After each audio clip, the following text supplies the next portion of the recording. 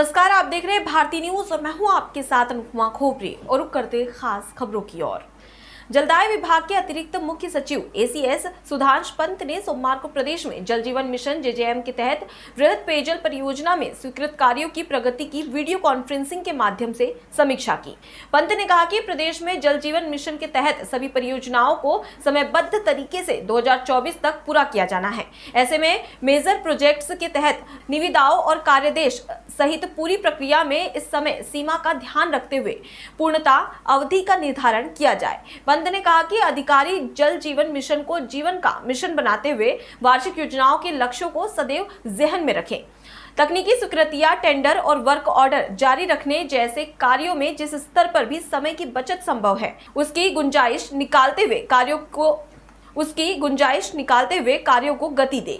उन्होंने समीक्षा के दौरान नागौर प्रोजेक्ट्स के तहत गत 2 माह में कोविड के कारण उत्पन्न स्थितियों के बावजूद कमोबेश अपने पूर्व निर्धारित एक्शन प्लान के अनुरूप डेडलाइन फॉलो करने की सराहना की और अन्य अधिकारियों को भी इसी पैटर्न पर प्रोजेक्ट्स स्तर पर कार्य योजना में महत्वपूर्ण तिथियों का निर्धारण करते हुए समयबद्ध कार्यवाही के निर्देश दिए।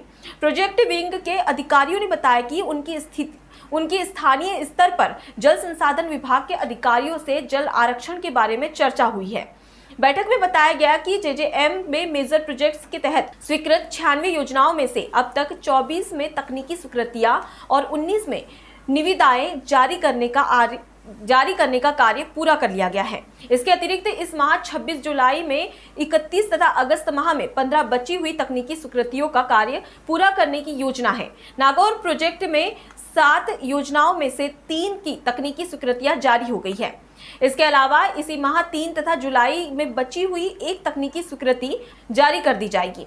अजमेर रीजन में 14 योजनाओं में से 3 तकनीकी स्वीकृतियां और निविदाएं, चूरू में 12 योजनाओं में से 4 तकनीकी स्वीकृतियां और 2 निविदाएं, जयपुर में 10 में से 7 तकनीकी स्वीकृतियां और 7 निविदाएं, जोधपुर में 30 योजनाओं के लिए 2 तकनीकी स्वीकृतियां और 1 निविदा, कोटा में 17 स्कीम्स में 3 तकनीकी स्वीकृतियां और निविदाएं तथा उदयपुर में 7 योजनाओं में से 2 तकनीकी स्वीकृतियां और निविदाएं अब तक जारी की गई हैं।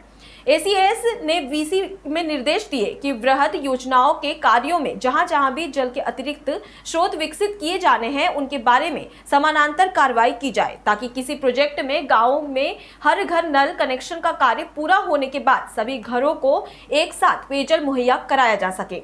वीसी से मुख्य अभियंता विशेष प्रोजेक्ट्स दिलीप कुमार गौड़, मुख्य अभियंता तकनीकी संदीप शर्मा, मुख्य अभियंता नागौर दिनेश गोयल, मुख्य अभियंता जोधपुर नीरज माथुर तथा अतिरिक्त मुख्य अभियंता विशेष प्रोजेक्ट्स बीएल मीना के अलावा भरतपुर, अजमेर, चूरू, जोधपुर, नागौर, कोटा एवं उदयपुर प्रोजेक्ट्स रीजन से अतिरिक्त मुख्य अभियंता एवं अधीक्षण अभियंता स्तर के अधिकारी भी जुड़े हैं। फिलहाल के लिए इतना ही। खबरों का सिलसिला लगातार जारी है। आप बने रहिए भारतीय न्यूज के साथ। नमस्कार।